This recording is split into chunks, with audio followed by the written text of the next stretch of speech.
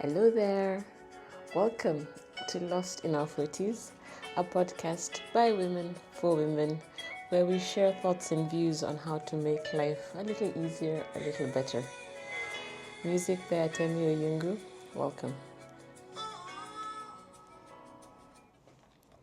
Today I'll start by setting the stage. Have you ever found yourself in a situation where you're feeling you're in a relationship and you start thinking you're better off on your own? You think maybe you're not made for close relationships, or that they're just trying to tie you down. Yeah, you might just walk away, you just leave. You might limit your emotional sharing, so you're not sharing that much about yourself, you're just keeping up a kind of barrier. Or you become disdainful, or you belittle your partner. All of these are things that happen around avoidant attachment styles. So I do see quite a lot on the internet about the anxious attachment, but what about us who are avoidant? I am doubly blessed. I am anxious and avoidant, so I have experience from both sides. And I thought this is something to talk about because, interestingly, people who are avoidant don't know it. I read the book Attached, and that's one of the things they say, that avoidant, and I am a perfect example myself. I did not know I was anxious and avoidant. And in fact, I didn't know. I could have guessed that there might be some anxiousness to me. I thought I was secure. But I did not know that I was anxious and avoidant until I read the book.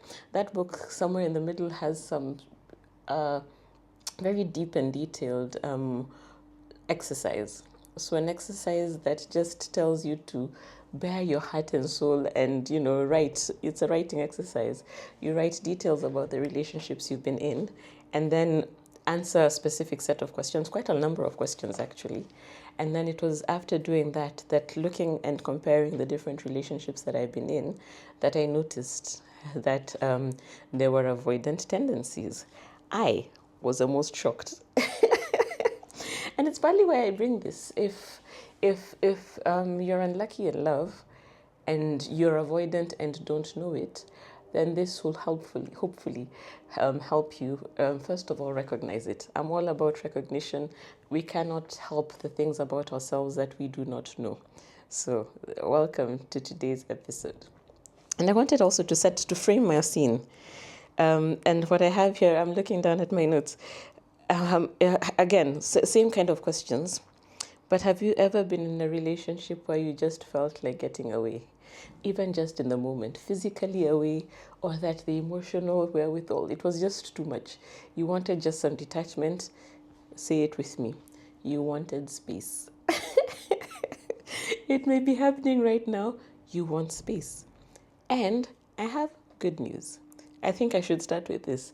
The very, very good news is there is nothing wrong with wanting space. In fact, there's nothing wrong with having an avoidant style. The best style is, of course, secure. Secure people just have their ish together. They know how things are happening. They know the time. They know how to get, they're very good at interpersonal relationships. The anxious, the avoidant, the anxious avoidant need a bit of help. So, welcome in. Today's show is Might You Be Avoidant? So how we structured it is, first of all, I'll do a bit of painting. That is why, again, I have this on. I just brought my notes here to be able to make these grave points. Then I have my paintwork here in front of me. And we shall proceed. So what we're doing first is looking at the signs of avoidance. So this one, and how to take what I'm saying is that I'm speaking to the avoidant person to help them recognize that they might be avoidant. If you have these signs in certain other areas and you have other things going on, it doesn't mean that you fall in there. That's not the point. But if you do hear things that you recognize, it's worth putting an asterisk and maybe delving a little more into it. Because as I said, people who are avoidant don't realize that they're avoidant. Me. In fact, I'll start off with a story. I'll start off with a story that happened when I was in high school. When I was in high school, there was a setup where girls, it was a girls' school, it was a girls' boarding school, very common in Kenya, boarding schools. We learned from the English. um, it was a setup where you'd have like a mother, grandmother, meaning that you come in Form 1, that's the first year of high school, and you get someone who's in Form 2 to be your mother, and they have a mother who's then your grandmother, etc. So the purpose of these people and who are mothers and grandmothers is to help ease your what? It's to help you, what's the word for that? When you're in a new environment and you're just trying to blend in, to help you understand. You're probably the first time away from your family. So the idea is to make all this easier for you. So I had a mother. If you're listening to this, oh dear mother of mine, this is my apology. My apology is telling the world. Well, my apology to you, but also my explanation. That's what avoidants do. So anyway, listen to my story. So she was a lot, is really what I'll say. She was really a lot. She was a super happy person who just who loved life, loved doing things, was, happily emotional, just really just wanted to spend time together, and gave me little presents, took me around on walks. And whereas all this was great, it was not great for me. It was actually just before this recording that I realized that I had that even then. I thought even when I was doing that I was avoidant even then. Even when I was doing the exercise in the book attached, I assumed that I was initially secure and then started all this much, much later. But no, how old are you when you go to high school? So no, I hadn't started into relationships. So clearly, this is a pattern of behavior I have had. So fine. I felt that it was too much. I didn't have words for it. I just felt suffocated. All this attention, whenever I turn around, there'd be a gift on my pillow. When I turn around, we're going for a walk. When you're doing this, it was too much. So how I dealt with it was I told all my friends. My message really to all my friends was that this girl is crazy. She's just spending so much time with me. What the hell is going on? Why? So that is the reason for my apology. The reason for my apology to you, dear mother of mine, if you're watching, is my handling of the situation. Granted, I was very young, but ideally what I should have done was to tell her, you are allowed, was to tell her that this excesses don't sit well with me. Because how I perceived it at the time was that there must be something wrong with her, since clearly there's nothing wrong with me. And yeah, she just needs to figure out how to get out of all this mushiness. That, ladies and gentlemen, well, ladies, is the attachment style, is the avoidant attachment style. So to think that it happened even way back then when I was, are you 14 when you get into high school? I think 14 is the age. And it is now at 45, 45 or 45, I don't know if I read that book this year or last year. Then, yeah, that then belabors the point or emphasizes the point that it is possible to experience it without being consciously aware. Yeah. So the signs is that feeling of suffocation is actually a sign. So if you are, and you might not even have a name for it, if you do feel overwhelmed by this person whenever you're in a relationship, that they are too much, because you might not have the words.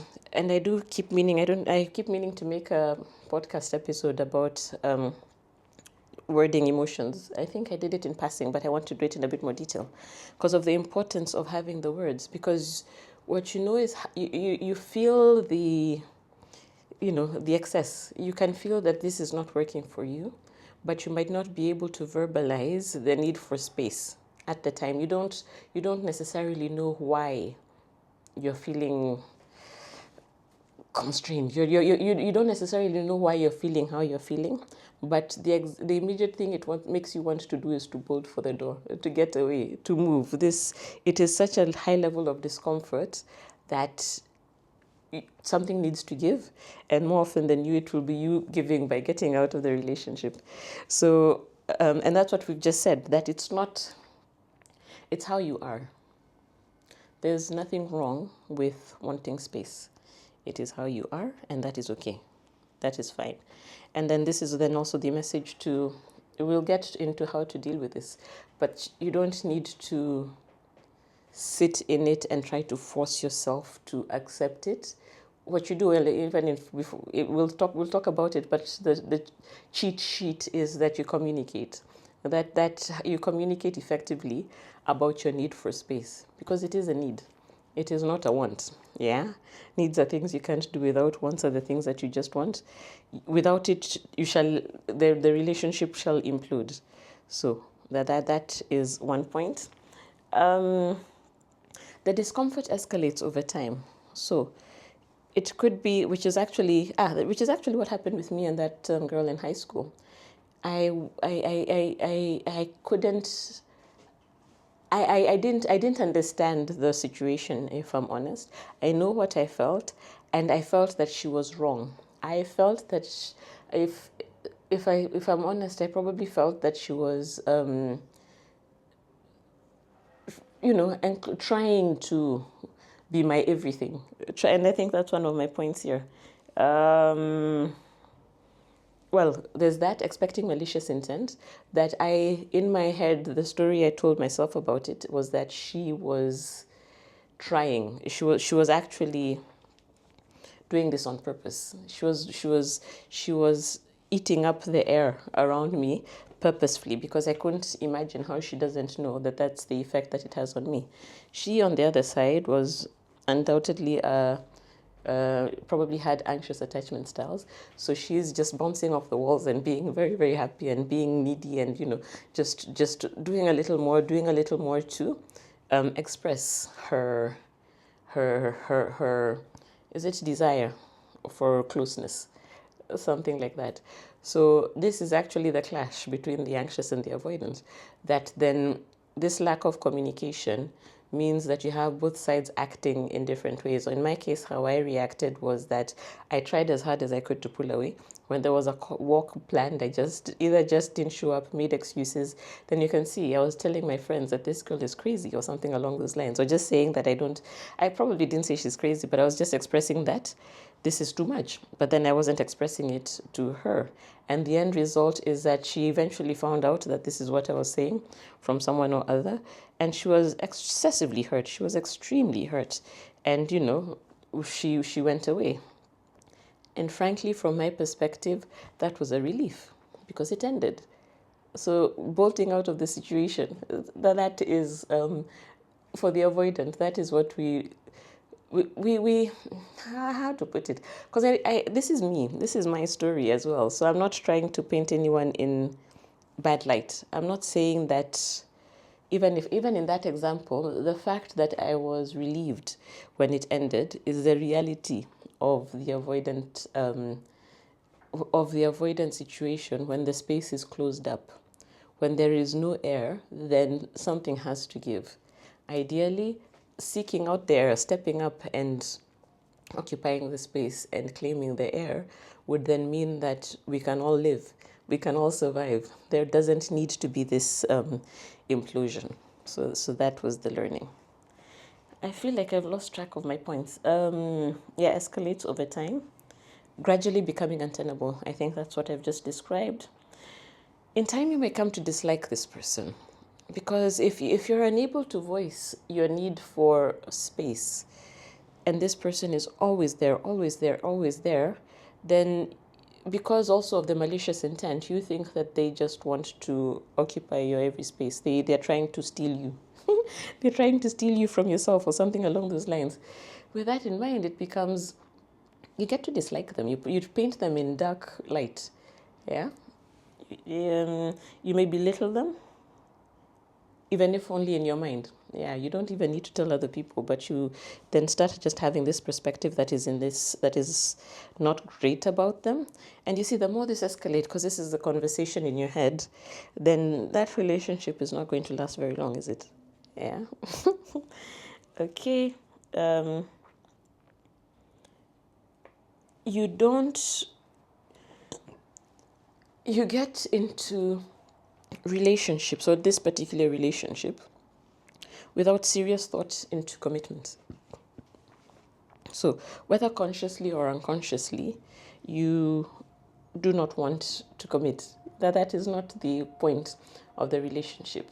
So to yourself and to the person, it might be that it's too early, we need some time to get to know each other or something along those lines, or something that's probably just always an excuse, especially to them. But to you, consciously or unconsciously, the mind is a wonderful thing. Consciously or unconsciously, you're not going to commit. Yeah. And it's unfortunate at the time it reaches the fore, because these are the things that you're doing now in relationships. Now, let's forget the girl from high school, because that's a totally different situation. But take the example of I once had a long distance relationship, which made me realize that I don't want long distance relationships, that they don't thrive, that's not for me. And then soon thereafter, I entered into a long distance relationship. So that's the thing. In entering into that relationship, I was unconsciously making the decision of entering into a relationship that was bound to end. So that for me created some kind of safety, because it's a relationship that will end, and by the time it ends, I think I went through all the motions, like, oh, this is so sad, oh, terrible. So this is what I mean when I talk about these things not necessarily being something that you're consciously aware of or consciously trying to do.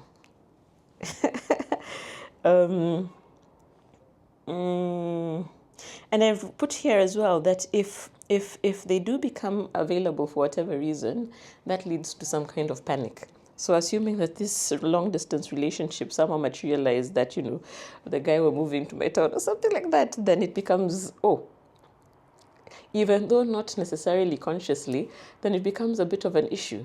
Then maybe there are the things that I would start nitpicking at on the relationship, that but this is not good, this is not right, because at a level that I haven't told myself yet in my waking mind, this is not a relationship that I want to be in. I like this concept. I find it funny. This concept of the Phantom X. So that one I picked up from the book Attached.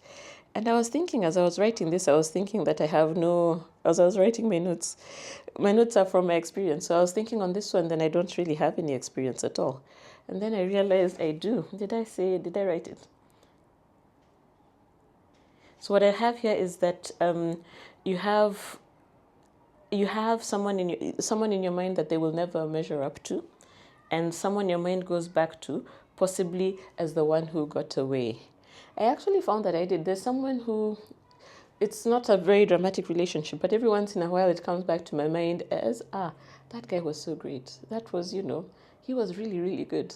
So I'm not comparing anyone with them, but in my restful moments, sometimes that's what I think, that, that guy was so amazing. That guy would have been the one.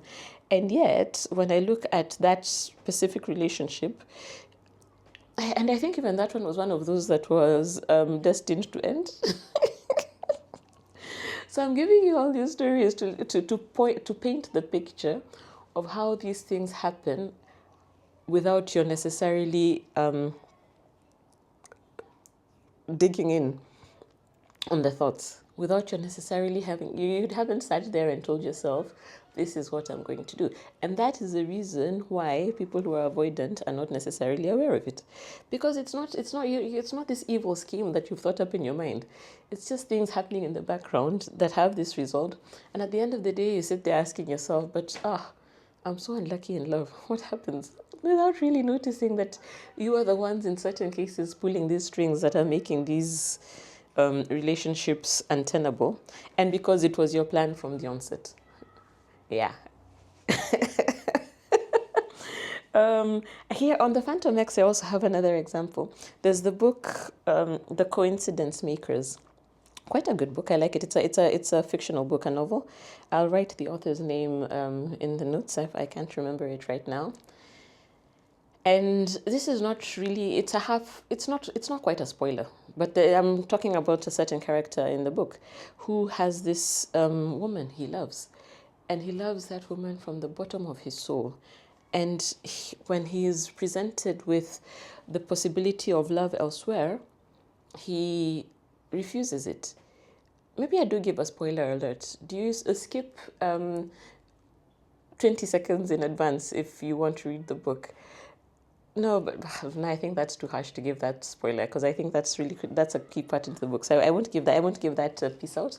But he is blinded. Almost all his waking time is blinded by the thought of this woman. He has told himself consciously that he shall never find another woman like that, and therefore he shall never date again. So when he does get the opportunity to love, he shuns it because it is not her, and no other woman could compare to her. And, that's then the life that he lives, unaware that there are circumstances that could lead to him finding his beloved. Yeah, so that was one example. I've talked about expecting malicious intent. So now that we've talked about all that, now that maybe you're sitting there and asking yourself, maybe not liking this podcast very much because you're thinking this hits a bit too close to home, first, be grateful. Be grateful because noticing these things is always the first step. Once you notice, then you're able to do something about it.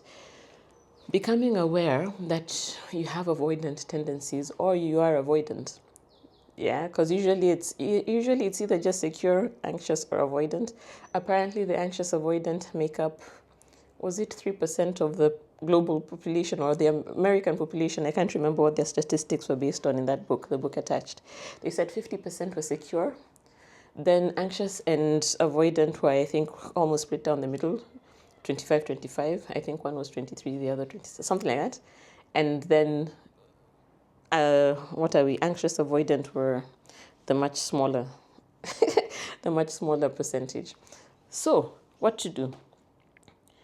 And something else that I wanted to point out that was stated there was that avoidants don't date each other. It wouldn't work. There's probably never a spark. Probably, if you're avoidant, if you look back at your dating history, there's probably no one there who was avoidant.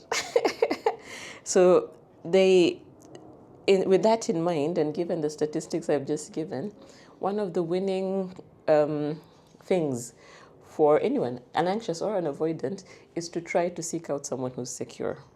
The anxious avoidant relationship can be really, really fiery, is a word to put to it.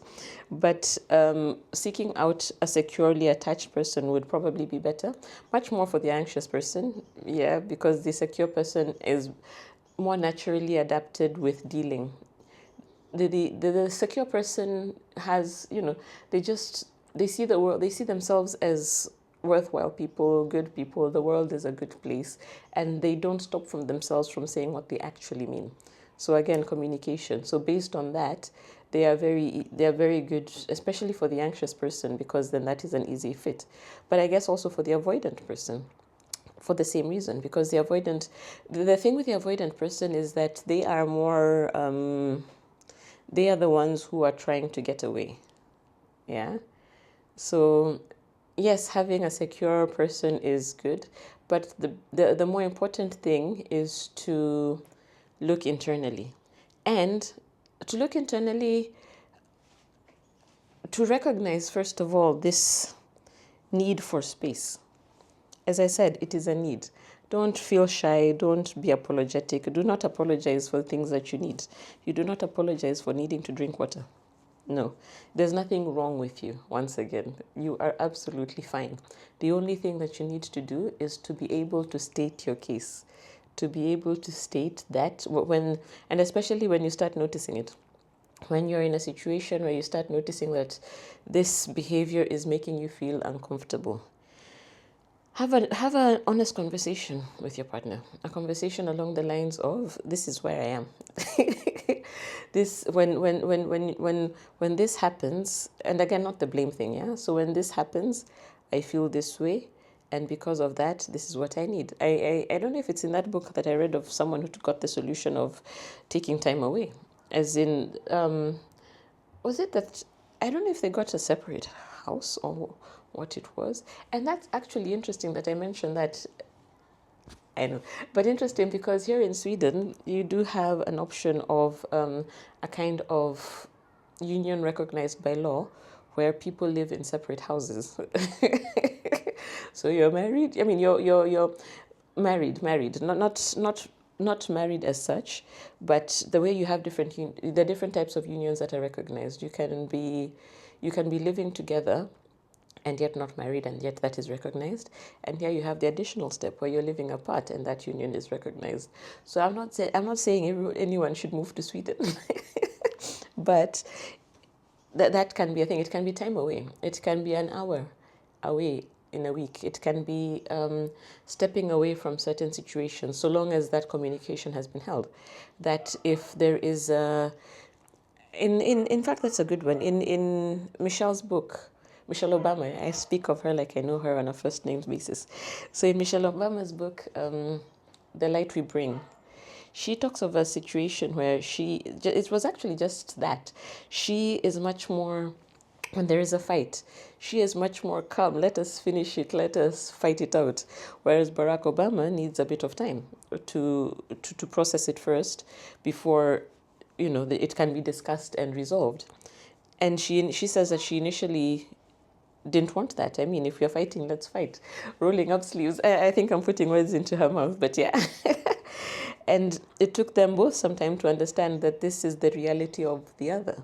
So if you're avoidant and then you do not want to be involved in an emotional situation at a given time, again, it is your right to communicate. Communicate. And I think having these communications outside of conflicts makes it easier to understand when dealing with a conflict when it arises. Because then it's not such a new thing. It's not such an abstract thing that you're trying to figure out what do you mean you need to get away. No. You relax, both of you are comfortable, then you have this conversation and you say, in certain situations I need space. Assertively, firmly. This is what I need. This is what I need to be okay. And then you work it out. You figure out how that spacing will work. Yeah. Then the other thing is also this, the countering of malicious intent. So if you take your partner as someone who means good for you.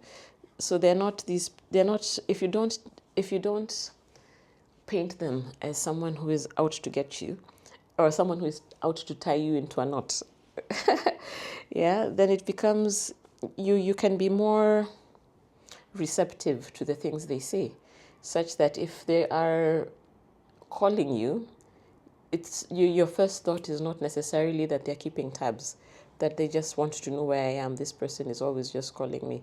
If they are always just calling you, then again, it's a conversation. I'm not always available to pick your call. Yeah. But then once we have such conversations going, then it becomes more realistic to expect the best of them. Yeah. And so no one's trying to trap you, do you harm or wrong you. That's not, if you can move that away, shift that initial thought process, then you open yourself up to the reality that might actually exist. And you do not then feel constrained and when the phone rings because they are calling you. You just open yourself up to answer the phone without having this predetermined concept of they're trying to control you. And they had something else here. I